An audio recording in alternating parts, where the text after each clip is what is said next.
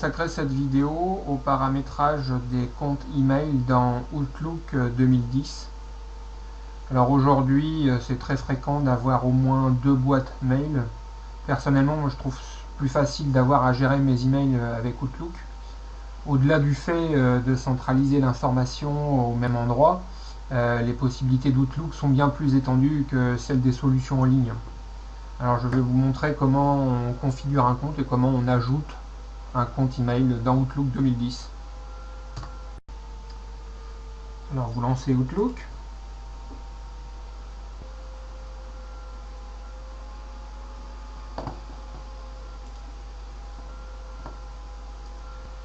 Vous cliquez sur l'onglet Fichiers. C'est à partir de là que vous allez pouvoir gérer vos comptes. Alors, si vous avez déjà un compte de configuré et que vous voulez en ajouter un, vous cliquez simplement sur Ajouter un compte. Alors, je vous conseille de faire la configuration manuellement. Donc, on sélectionne Configurer manuellement les paramètres du serveur. Suivant. Donc, il s'agit d'une adresse de messagerie en POP ou IMAP. Suivant. À partir de là, vous allez renseigner le nom sous lequel vous voulez que ça s'affiche. Je vais prendre au hasard.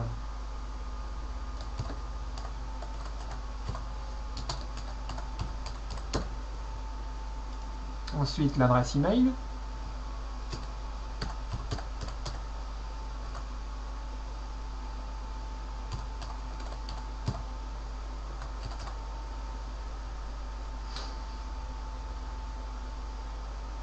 Les informations sur le serveur. Alors, si vous avez, donc ça dépend en fait des fournisseurs d'accès. Le plus régulièrement, on trouve, je dirais, un peu toujours la même chose. Je vais prendre un exemple concret, par exemple chez OVH. Le serveur entrant est souvent sous la forme POP3. Le nom de domaine dont vous êtes le propriétaire. Donc ici, là, c'est dupont.fr.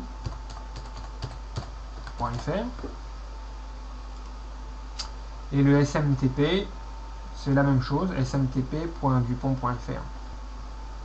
Par contre, selon votre fournisseur d'accès à Internet, l'envoi d'email peut être bloqué s'il s'agit d'un autre serveur SMTP. Donc je vous conseille de rentrer le SMTP de votre fournisseur.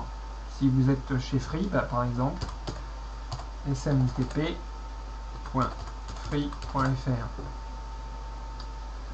Pour être sûr des informations à renseigner concernant les serveurs, vous pouvez les demander auprès de l'hébergeur de votre nom de domaine.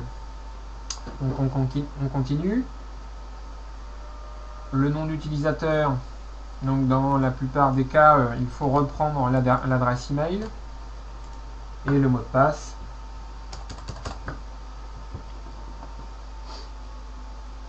Vous allez pouvoir tester les paramètres du compte et vous allez vite voir si les informations passent bien.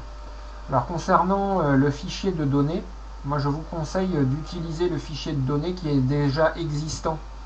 Celui qui a été créé pour la première boîte email, ce qui va vous permettre de stocker tous les emails au même endroit. Donc vous sélectionnez fichier de données Outlook existant, parcourir. J'ai personnellement placé ce fichier à un endroit particulier. Chez moi, je l'ai mis dans mes documents, mes emails. Voilà, je retrouve mon fichier Outlook. C'est OK. À partir de là, vous faites suivant. Donc dans mon cas, ça ne fonctionne pas parce que j'ai rentré n'importe quoi. D'ailleurs, si ça ne fonctionne pas, vous ne pouvez pas aller plus loin. Donc je vais arrêter la procédure ici et je vais prendre un de mes comptes qui fonctionne. On les retrouve dans paramètres du compte, dans mon compte par défaut. Vous pouvez voir ici en fait l'emplacement du fichier outlook.pst, là où sont stockées toutes les informations qui concernent aussi bien les emails que les contacts. Voilà, on retrouve donc les informations concernant ma boîte mail. Donc vous voyez, mon nom de domaine est hébergé chez OVH. Donc on retrouve ce type de configuration pop3, point le nom de domaine. Voilà. Ainsi donc, tous vos comptes email vont apparaître dans cette liste.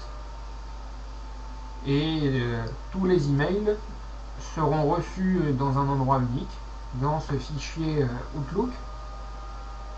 Il vous sera facile à partir de là de créer des règles qui permettront de ranger automatiquement les emails là où vous le souhaitez.